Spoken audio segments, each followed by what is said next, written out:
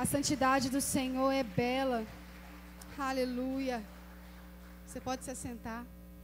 Glória a Deus. E a mensagem que o Senhor me entregou para essa noite tem o título de Quando o Senhor se Revela. E nós vamos ler o livro do profeta Isaías, capítulo 6. Abre a sua Bíblia em Isaías, capítulo 6, a partir do verso 1. É um texto até bem conhecido por muitos, mas tem tesouros aqui que a gente pode encontrar e que o Senhor vai falar ao nosso coração. Isaías capítulo 6, a partir do verso 1. No ano da morte do rei Uzias, eu vi o Senhor, assentado sobre um alto e sublime trono, e as abas de suas vestes enchiam o templo. Pode continuar. Serafins estavam por cima dele, cada um tinha 6 asas, com 2 cobria o rosto, com 2 cobria os seus pés, e com 2 voava. E clamavam uns para os outros, dizendo: Santo, Santo, Santo é o Senhor dos exércitos, toda a terra está cheia da sua glória. As bases do limiar se moveram à voz do que clamava, e a casa se encheu de fumaça. Então disse eu: ai de mim, estou perdido, porque sou homem de lábios impuros, habito no meio de um povo de impuros lábios, e os meus olhos viram o Rei, o Senhor dos exércitos. Então um dos serafins voou para mim, trazendo na mão uma brasa viva, que tirara do altar com uma tenaz. Com a brasa tocou a minha boca e disse: eis que ela tocou os teus lábios, e a tua iniquidade foi tirada, e perdoado o teu pecado. Depois disso ouvi a voz do Senhor que dizia: a quem enviarei? E quem há de ir por nós? Disse eu: eis-me aqui, envia-me a mim. Aleluia, só até aí. Glória a Deus. Aqui nós estamos diante de um acontecimento muito importante, mas muito importante. O profeta Isaías era um profeta, já exercia o seu ofício como profeta, entregava mensagens de Deus para o povo ali de Israel. Mas ele relata aqui em Isaías capítulo 6, que nesse ano em específico, o rei de Judá, que se chamava Uzias, diga comigo, Uzias. Vocês estão comigo? Neste ano em específico, aquele rei morreu, faleceu. E é muito importante a gente saber, conhecer um pouco de quem era esse rei. Se você for estudar lá em 2 Crônicas, capítulo 26, você vai entender e perceber que o rei Uzias foi um rei que fez grandes coisas para o seu país, para a sua nação. A Bíblia diz que ele andou nos caminhos do Senhor, que ele andou reto aos olhos do Senhor. Isso dizia a respeito da sua conduta. Quando ele foi feito rei, ainda jovem, ainda adolescente, acho que com 16 anos, o povo proclamou ele rei de Judá. E ele começou a buscar ao Senhor. Ele buscava orientação de Deus, de como ele deveria se mover como líder daquela nação. E a Bíblia diz que por causa dessa disposição do coração dele de buscar a Deus, de temer ao Senhor, a nação prosperou. Eles viveram um tempo de prosperidade que eles já não viviam há muito tempo, Deus na época do rei Salomão.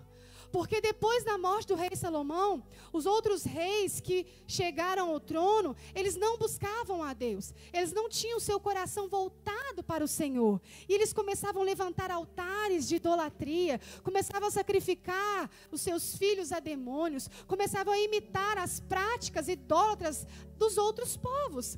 E por causa desse abandono dos caminhos do Senhor, a nação sofria, porque Deus retirava a sua mão.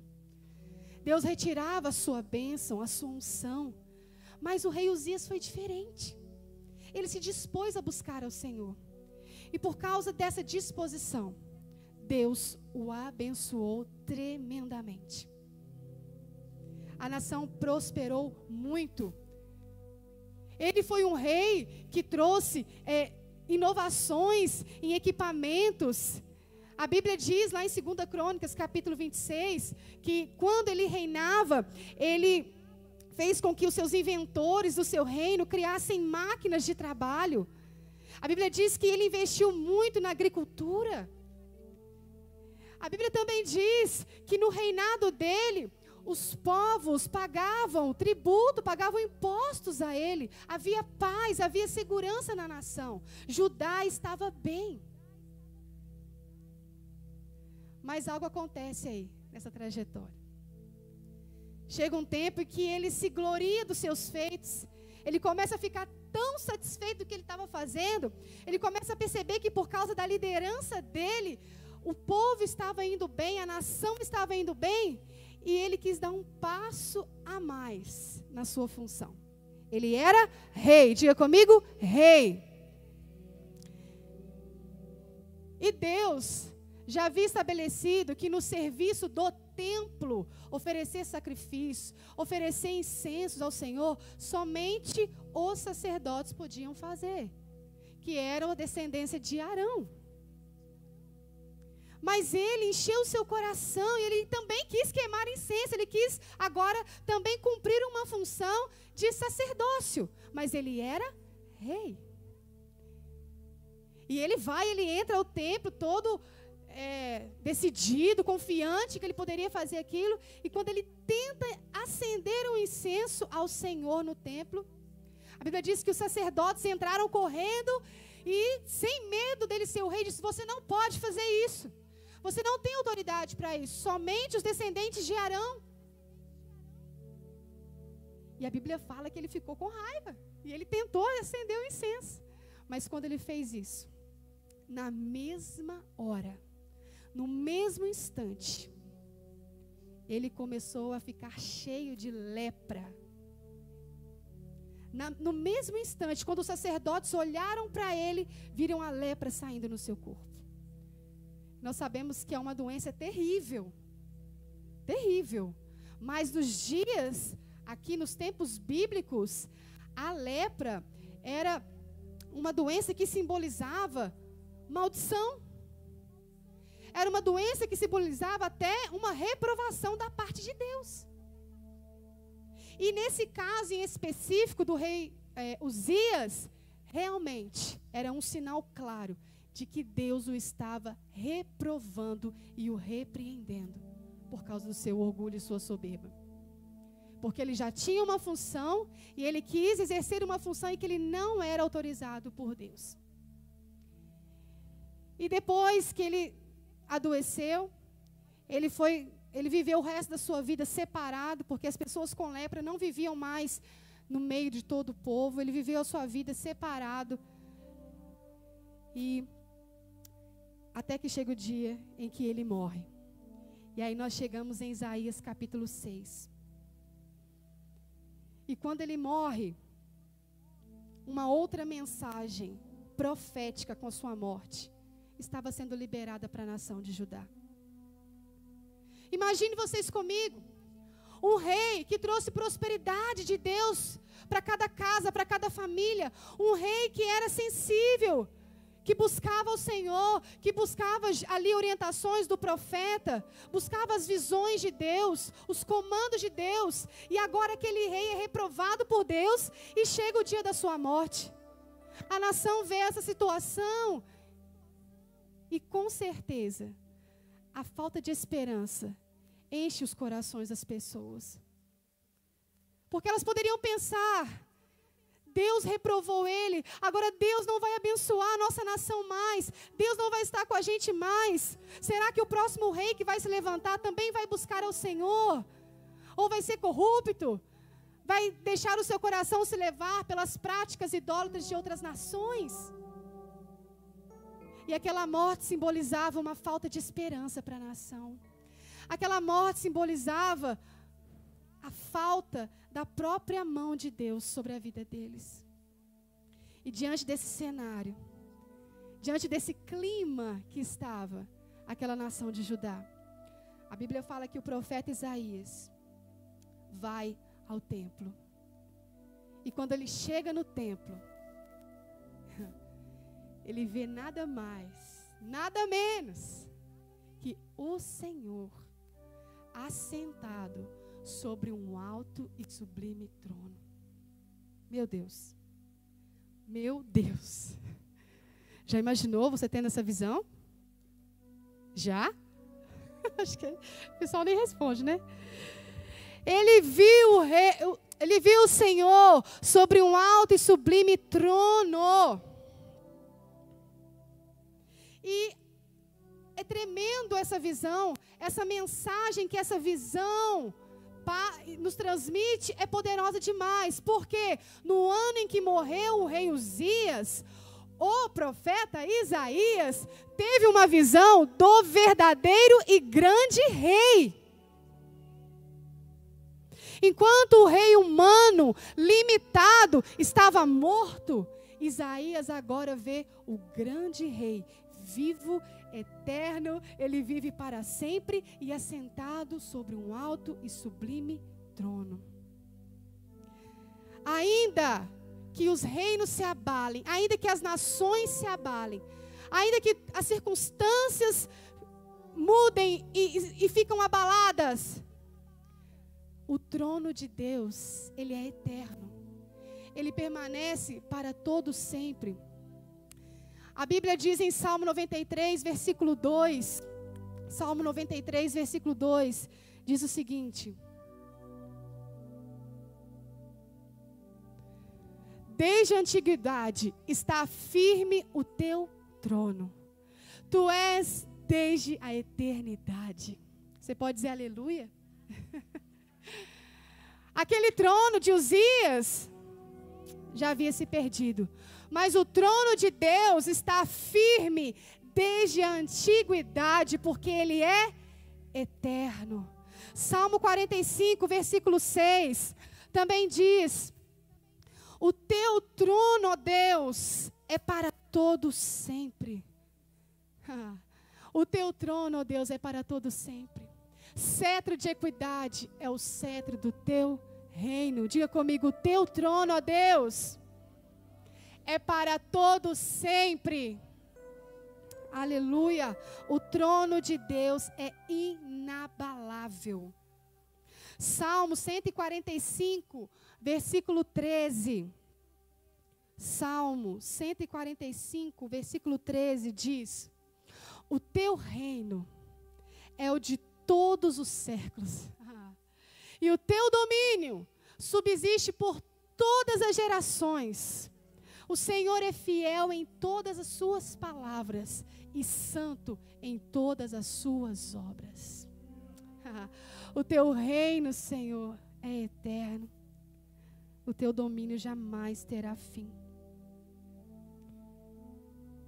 Isaías contempla em uma visão o trono de Deus, perfeito, inabalável, e o grande rei que não passa, que não muda, assentado sobre ele.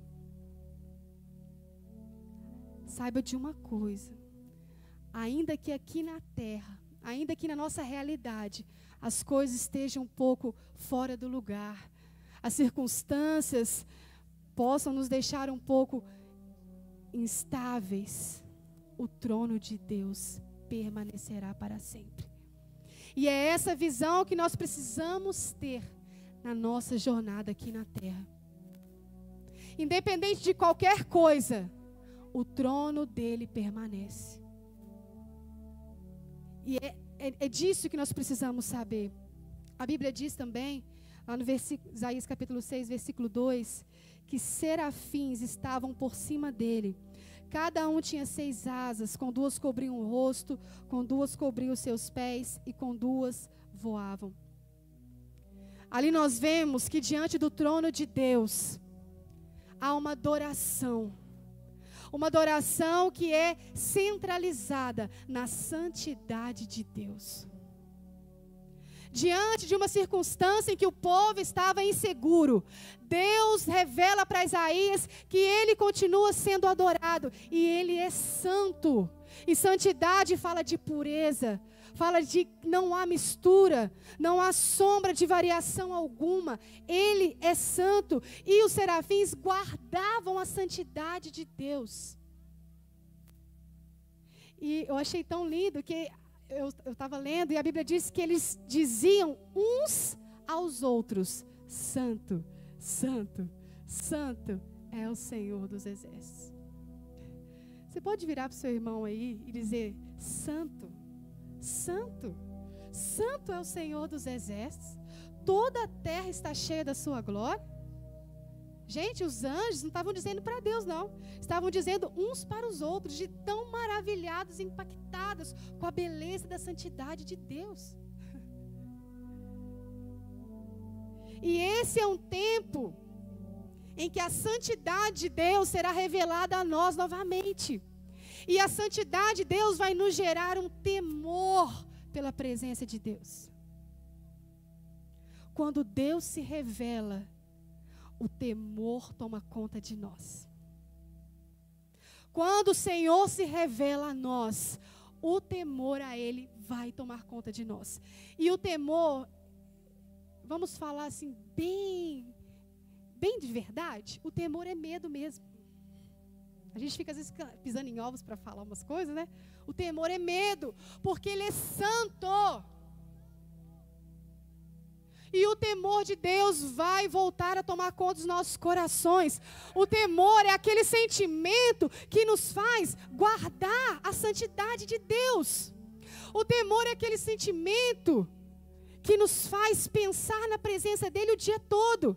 Se eu temo a Deus, eu penso duas vezes de falar alguma coisa que eu iria falar com meu irmão. Se eu temo a Deus, eu penso duas vezes se eu realmente vou mentir. Se eu temo a Deus, eu honro a quem merece honra. Se eu temo a Deus, eu amo. Independente se a pessoa merece, se ela fez algo para mim poder amar. O temor de Deus, a reverência por Deus, ela tomará conta de nós quando o Senhor se revelar a nós. Não podemos deixar que as mentiras do mundo entrem em nossos corações, dizendo: mas o meu aba, o meu paizinho me entende, e ele compreende que eu sou fraco, que eu sou falho e pecador. Por favor, o temor de Deus, ele nos guarda de pecar. O temor de Deus gera em nosso coração um zelo pela presença, um zelo pela santidade de Deus, que nós dizemos não à nossa carne, à nossa vontade. Sim, o evangelho é esse, ele não muda, ele continua o mesmo.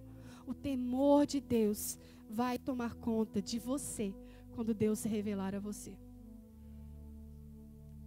Eu não sei se você já teve uma experiência real com Deus, que naquele momento da experiência, o seu coração ficou trêmulo. Meu Deus, eu preciso ficar ligado de como eu estou me movendo, do que eu estou conversando, do que eu estou vendo, do que eu estou falando. Já aconteceu isso com você? Já aconteceu? Do seu coração temer ao Senhor, por causa da experiência que você teve com Ele? Lembra dessa sensação? É isso que o Senhor vai voltar a fazer nos nossos dias.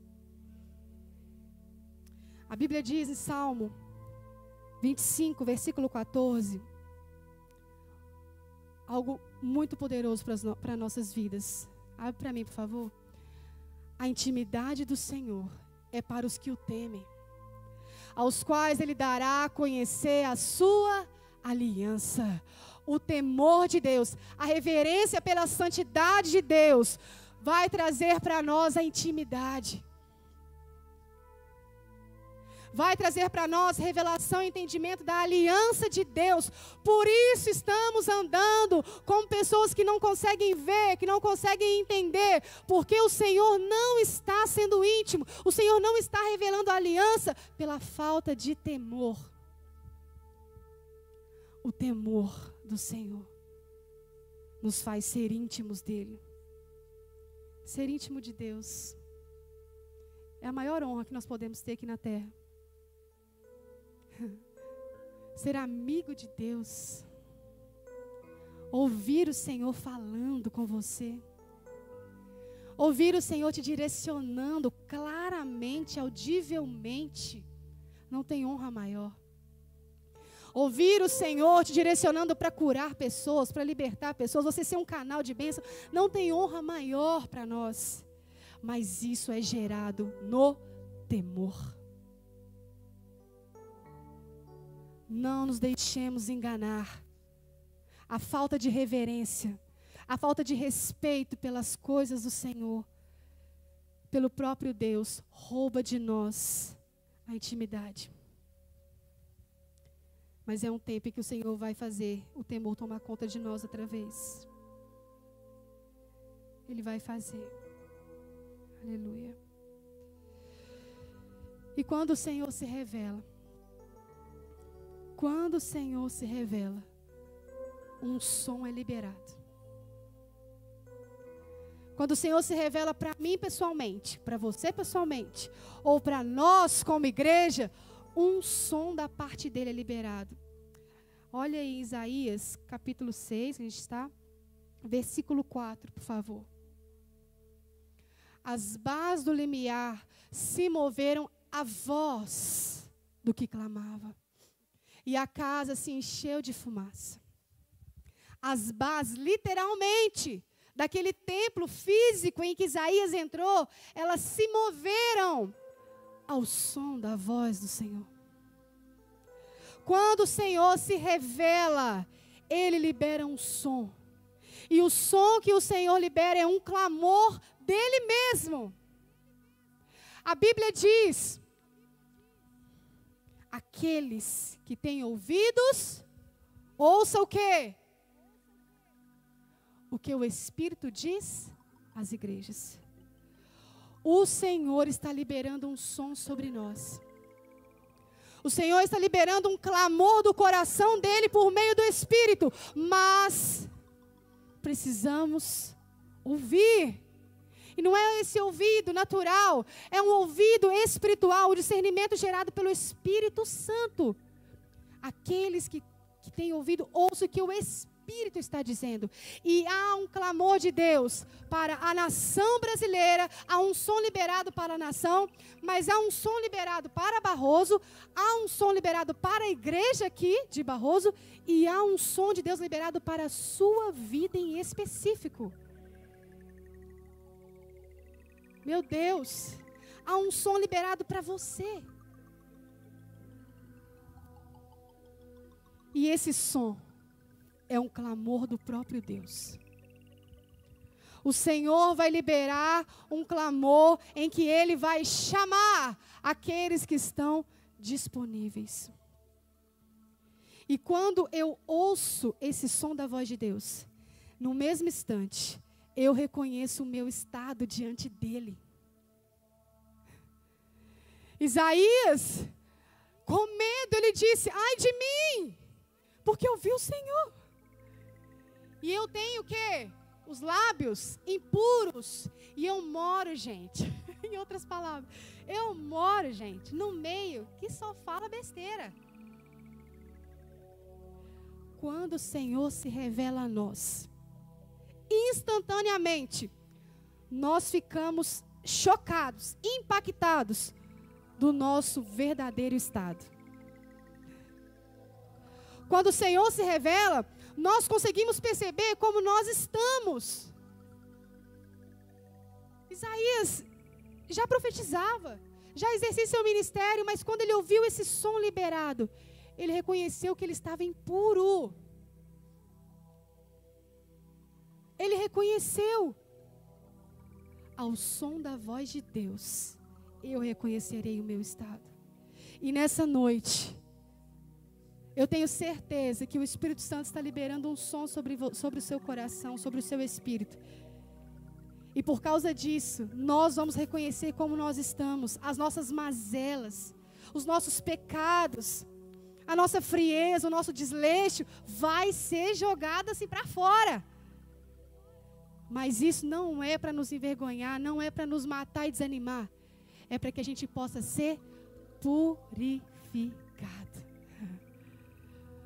Quando o Senhor se revela, Ele também revela como nós estamos. E quando nós reconhecemos que nós precisamos dEle, Ele mesmo vai nos purificar. Porque só Ele tem o poder de perdoar pecados. Só Ele tem o poder de trocar as nossas vestes sujas, imundas, por vestes puras, brancas. Esse é o verdadeiro motivo do Senhor mostrar como nós somos. Só que hoje, quando nós reconhecemos as nossas mazelas, quando nós reconhecemos as nossas falhas, a gente fica triste e quer desanimar. Quando a gente vive uma situação que revela como a gente está, que mostra algo que estava escondido no nosso coração, a gente quer desanimar e pensar, não tem jeito para mim não. Esse negócio aí de igreja, de buscar a Deus, não dá para mim não. Só eu sei como eu sou terrível. Não, você e o Senhor sabem. Mas Ele está te mostrando isso é porque Ele quer purificar. Ele quer trazer a santidade dEle sobre nós, para que a gente possa permanecer e continuar. Amém, gente? Vocês estão aí comigo? Aleluia. Abre a sua Bíblia em Hebreus, capítulo 4, versículo 13. Hebreus 4.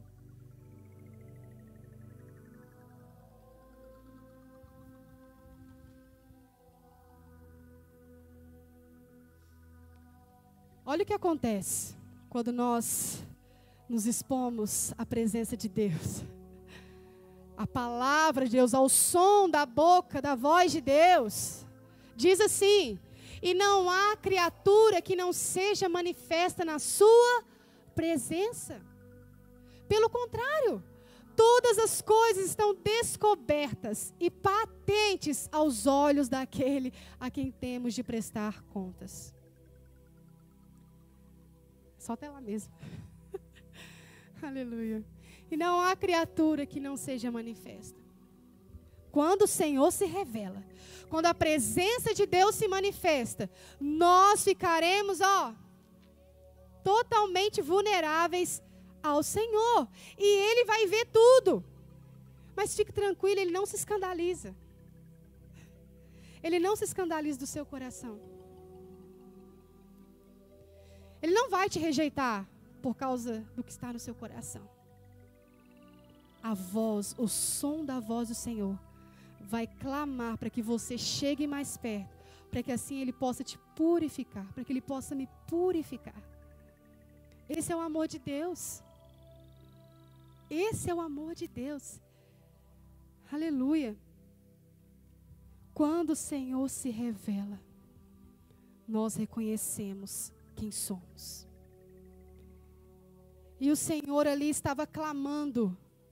Ele disse, no versículo 8, ele disse assim, Isaías 6, verso 8.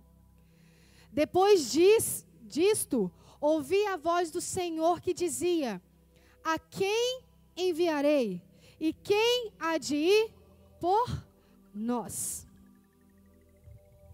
Preste atenção nisso.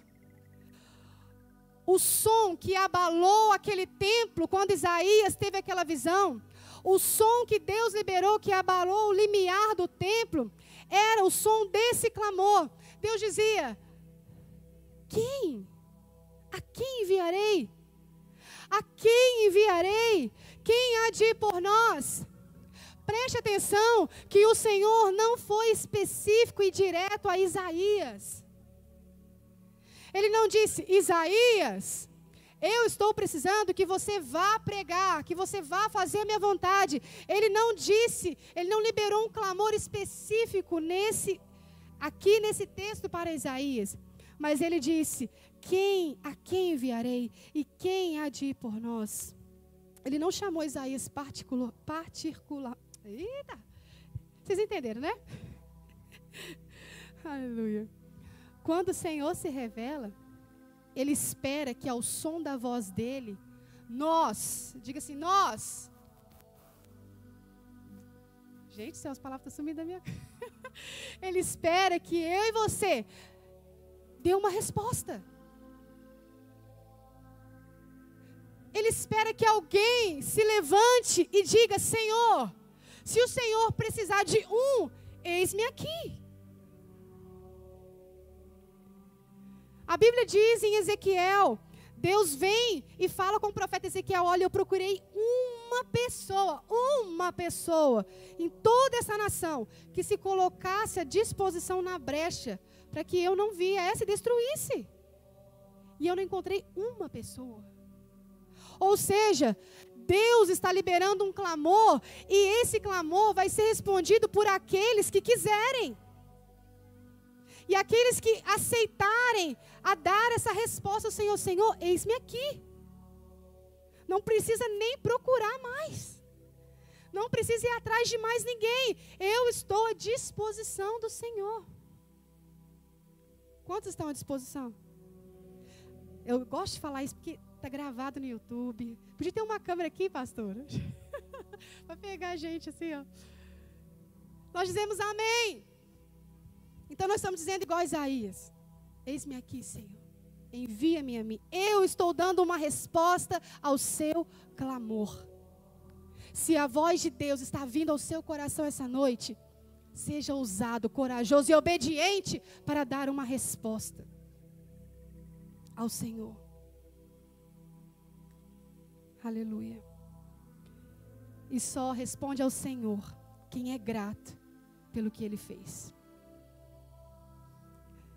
Só responde ao clamor do coração de Deus aqueles que são gratos ao que Ele já fez em suas vidas. Eu sei o que Deus fez na minha vida. Eu sei. Eu tenho certeza que cada um de vocês aqui tem a sua experiência, tem o seu passado, e vocês sabem o que Deus fez na vida de vocês. Eu sei o que o Senhor fez. E eu preciso dar uma resposta de gratidão a isso. Eu preciso. Eu não posso simplesmente viver como se nada tivesse acontecido, como se eu merecia estar aqui, como se eu merecia o favor de Deus. Não, eu não merecia. Eu não fiz nada por merecer. Mas Ele me tirou do império das trevas. Ele me arrancou daquele lugar. Eu era uma escrava. Eu não entendia nada do mundo espiritual, não tinha discernimento nenhum, não tinha conhecimento de Deus, fazia vontade da carne, do pecado. Mas o Senhor iluminou os olhos do coração, nos deu o entendimento das coisas espirituais, das coisas do alto, e nos levou para o reino do seu Filho amado. Eu preciso dar uma resposta a isso. Eu preciso entregar a minha vida por causa disso. E aqui nós estamos falando do Antigo Testamento, quando ele se revelou a Isaías. Mas eu quero te dizer, Deus ainda hoje continua se revelando a nós. E a maior revelação de Deus, aleluia, se chama Jesus. Ele é a expressão exata do ser de Deus. Aquele que era o Verbo se fez carne e habitou entre nós. Deus se revelou a nós, literalmente. Ele continua se revelando. A Bíblia fala em João, capítulo 4, quando ele encontra com uma mulher samaritana. E, gente, era um encontro improvável. Imagina, os judeus não se davam com os samaritanos, e muito menos na cultura judaica um homem conversa sozinho com uma mulher. E Jesus passa por um caminho que os judeus não passavam e para conversando com uma mulher samaritana. E quando ele está conversando com ela ali, e ela vai conversando com ele, dizendo que ela já sabia que um dia vinha um Messias, que os judeus estavam esperando, que os samaritanos também estavam esperando, que o Messias era o enviado de Deus. Era o próprio Deus para resgatar, para salvar, para redimir a Israel. Aí sabe o que Jesus diz? Em João capítulo 4, versículo 25 e 26. É um dos diálogos mais profundos da Bíblia. João capítulo 4. Ela disse assim: eu sei, respondeu a mulher, que há de vir o Messias. Messias era o escolhido, era o enviado, o ungido de Deus, chamado Cristo. Quando ele vier, nos anunciará todas as coisas. Ou seja, é ele que vai nos dar o conhecimento de Deus. Disse-lhe Jesus: eu o sou. Eu que falo contigo. Aleluia! Jesus disse: eu sou o Messias. Ele estava fazendo o quê? Ele estava se revelando àquela mulher. Ele estava se revelando a uma mulher que era improvável naquele tempo de receber uma revelação desse tamanho. Ele disse: eu sou o Messias. Porque o Senhor ainda hoje se revela a nós. Ele se revela quando a gente conhece Ele, no primeiro encontro, mas Ele continua se revelando aos seus filhos, porque de tempos em tempos, nós precisamos chegar, como Isaías, diante do trono de Deus e receber a revelação de quem Ele é, de o que Ele está fazendo, como Ele está se movendo. Ele continua se revelando. E nós vemos também Jesus se revelando de uma maneira tremenda a João na ilha de Pátimos. E novamente numa situação, numa circunstância não muito favorável. Percebam, quando as coisas deste mundo não estão assim muito favorável para nós, os cristãos, para aqueles que querem viver uma vida com Deus, reparem que é nesses momentos que o Senhor mais se revela a nós. Quando o mundo tenta lançar setas de medo, setas de pressão, opressão, é nesses momentos que o Senhor se revela a nós. João era um discípulo de Jesus. Jesus já tinha morrido e ressuscitado. Mas João passou o tempo, ele foi preso e levado à ilha de Pátimos, uma ilha, gente. E naquela circunstância nada favorável para João. Ele vê o Senhor. Ele tem uma revelação do Senhor. Assim como Isaías teve lá, Isaías capítulo 6, lá no Antigo Testamento, agora o Senhor vem se revelando a João em Apocalipse capítulo 3. Apocalipse capítulo... Deixa eu ver se é isso mesmo.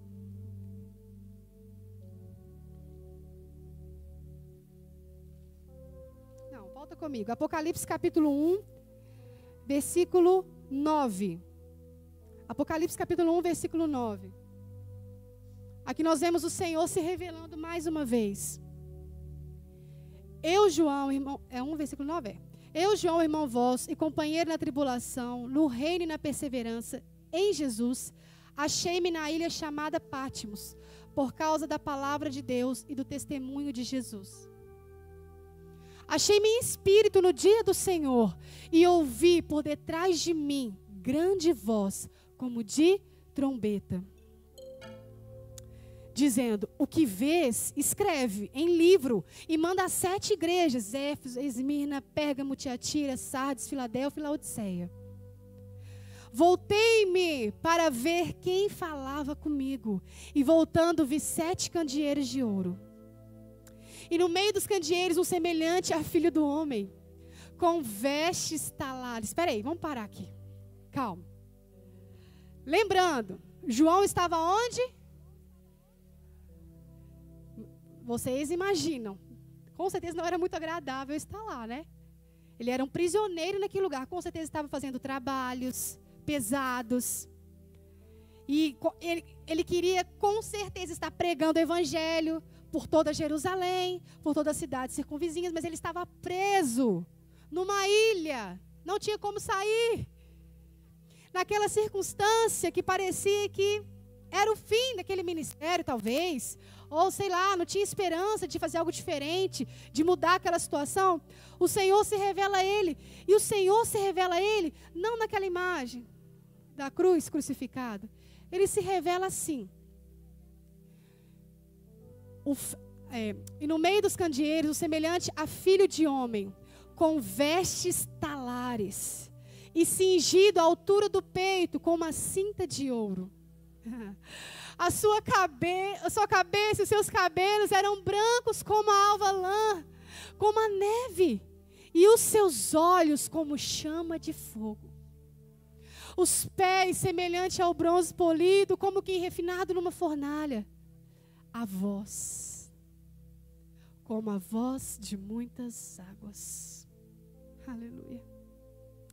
Tinha na mão direita 7 estrelas, e da boca saía-lhe uma afiada espada de 2 gumes. O seu rosto brilhava como o sol na sua força.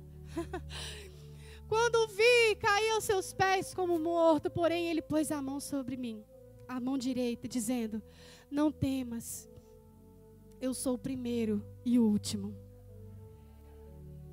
Aquele que vive, estive morto, mas eis que estou vivo pelos séculos dos séculos, e tenho as chaves da morte e do inferno. Aleluia! Aleluia! Porque o Senhor se revela a nós em momentos difíceis.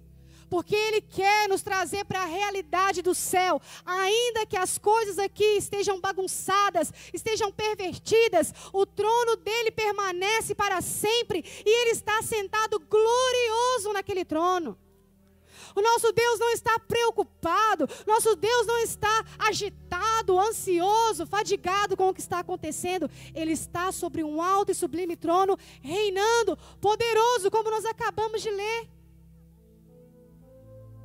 Seus olhos são como chamas de fogo. Isso nos traz o entendimento que Ele está vendo tudo. Ele tem controle de tudo que está acontecendo. Nada passa batido dos seus olhos. Tudo está nu e patente aos olhos de Deus.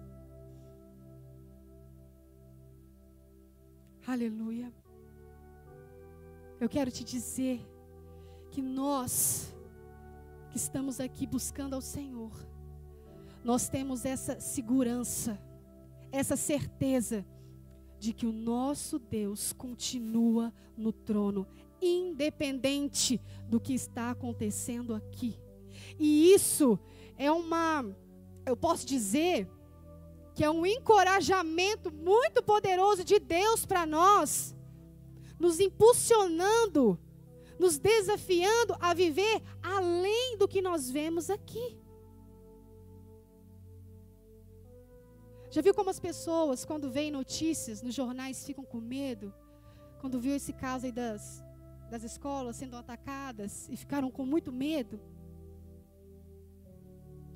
Aí depois é outra coisa que acontece, ficam também com muito medo. Na época da pandemia, as pessoas ficaram com muito medo, e até hoje tem pessoas doentes emocionalmente por causa do medo. E o Senhor estava no trono. Ele está no trono e Ele estava lá vendo você, vendo eu, com medo, atemorizado, dizendo: entra na minha presença e recebe a revelação de como eu estou agora. Pode passar tudo nesse mundo, mas o trono de Deus permanece para sempre. E Jesus está sentado nesse trono. Ele não é mais um bebê na manjedoura, nem um homem pregado na cruz. Lembra desse louvor? Ele morreu. Pois é, ele não é mais um bebê na manjedoura. E nem aquele homem pregado na cruz. Ele é esse que nós acabamos de ler. O estado atual de Jesus, e permanente e eterno, é esse que nós acabamos de ler. Ele permanece. E eu quero te perguntar: qual tempo você está vivendo hoje? Qual é a circunstância da sua vida hoje? Tem algo que está te afrontando? Tem algo que está te amedrontando? Tem algo que está te estabilizando? Está tentando minar a sua fé? Eu quero dizer que o Senhor vai se revelar a você poderosamente. E vai te trazer de novo para este lugar de entendimento claro sobre quem Ele é e aonde Ele está nesse momento. A Bíblia diz, em Apocalipse capítulo 3, versículo 21, o seguinte, o último versículo. Apocalipse capítulo 3, versículo 21. Jesus disse: ao vencedor, dar-lhe-ei sentar-se comigo aonde? Gente, ao vencedor, dar-lhe-ei sentar-se comigo no meu?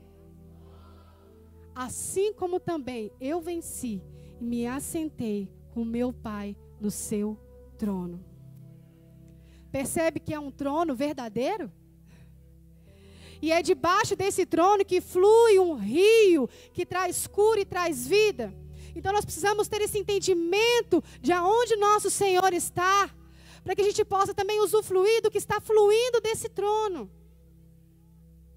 E a Bíblia diz, Ele nos prometeu que aquele que vencer, aquele que não andar por vista de circunstância, mas aquele que andar focando, pensando nas coisas lá do alto, Ele também se assentará no trono, junto com Ele, como Ele se assentou. Meu Deus, Senhor, nos dá entendimento disso por completo, Pai. Em nome de Jesus. Qual tempo nós estamos vivendo? Para pensar. Qual tempo como sociedade, como família? Qual tempo? Quando eu te pergunto isso, qual a primeira coisa que vem na sua mente? Qual tempo você está vivendo na sua vida pessoal? No seu casamento? Nas suas finanças? Qual tempo você está vivendo? Talvez passou um monte de coisa na sua mente, né? Eu quero te dizer que independente do tempo que nós estamos vivendo, da realidade que nós estamos vivendo aqui, Ele continua no trono. E quando Ele se revela, nós somos transformados. Nós somos alinhados a essa verdade. Ele está no trono significa que Ele está no controle. Significa que Ele é soberano, que Ele não muda e que Ele permanece o mesmo para sempre. E Ele é fiel, Ele é justo, Ele é santo. Amém? Eu queria que você ficasse de pé nessa hora.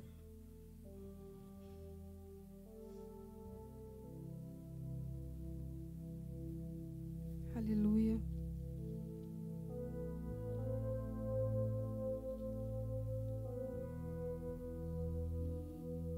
Aleluia. Feche seus olhos. Nós vamos colocar diante do Senhor quaisquer que seja a nossa circunstância, quaisquer que seja a nossa vida atual, nós vamos colocar diante do Senhor.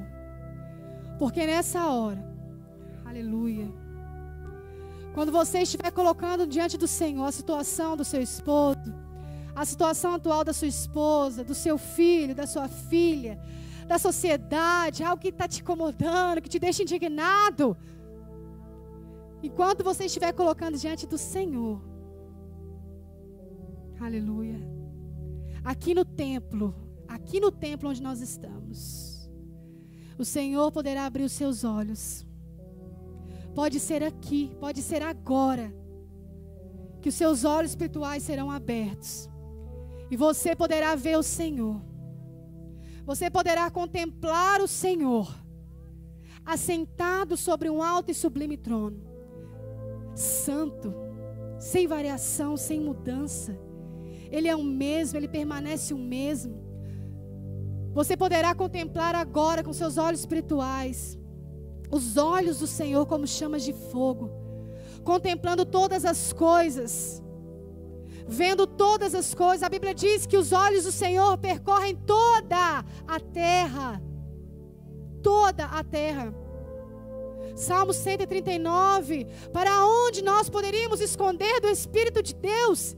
Se a gente for nas maiores alturas, lá Ele está. Se a gente for nas maiores profundezas, lá Ele está. Se a gente fazer a nossa cama no inferno, lá Ele está nos vendo. Os olhos do Senhor são como chamas de fogo. Ele está nos vendo. Nós não estamos sozinhos. Nós não estamos abandonados à própria sorte deste mundo. No seu trono, o Senhor contempla o seu povo e libera as ordens, libera os comandos. Os anjos de Deus estão trabalhando ao favor daqueles que servem ao Senhor. Aleluia. Começa a orar agora. Começa a colocar diante do Senhor todas as situações da sua vida, todas as circunstâncias que estavam batendo de frente a essa verdade, que estavam querendo te dizer que o Senhor não estava vendo, que talvez o Senhor não estava tão se importando assim com essa situação, mas o Senhor está. O nosso Deus reina. Passam-se presidentes, sobem, caem do poder, levantam-se autoridades, levantam-se pessoas influentes, famosas, que passam, mas o nosso Deus reina. Ele permanece para sempre. Ele é o mesmo ontem, hoje, será para sempre. Receba essa revelação agora. Receba esse entendimento. Receba esse encorajamento do Senhor.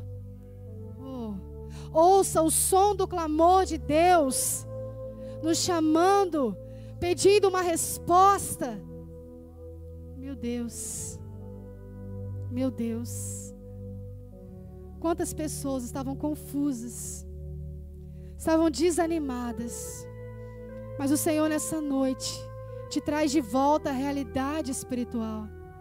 O Senhor nessa noite traz de volta este lugar de discernimento espiritual. O Senhor te lembra de quem Ele é. Receba esse entendimento agora. O Senhor se revela a você como fez aquela mulher samaritana e diz: é eu mesmo. Eu, Jesus, sou aquele que você estava buscando. Eu, Jesus, sou aquele que você estava orando, buscando, ansiando, clamando por uma resposta, clamando por algo divino. Sou eu. Receba. Receba agora. É Ele quem haveria de vir. Ele veio, Ele cumpriu o propósito. E agora Ele está sobre o trono, assentado ao lado do Pai. Meu Deus. Você pode começar a adorar esse Deus que está no trono. Você pode começar a dizer como os serafins diziam: Santo, Santo, Santo é o Senhor. Comece a dizer: Santo, Santo, Santo é o Senhor. Toda a terra está cheia da sua glória. Toda a terra, ainda que tentem dizer que não, ainda que tentem dizer que o Senhor não tem lugar aqui, toda a terra está cheia da sua glória. Ele é santo. Erga suas mãos e diga: Santo, Santo, Santo é o Senhor dos exércitos. Santo, Santo é o Senhor dos exércitos. Toda a terra está cheia da sua glória. E nós reconhecemos, Senhor, que o Senhor está sentado sobre um alto e sublime trono. E que nada poderá abalar o seu reino, Pai, a sua vontade. E nós nos dispomos a fazer a sua vontade. Nós nos dispomos a andar, Pai, conforme o seu reino pede, Pai. Nós nos dispomos nessa noite. Em nome de Jesus. Amém?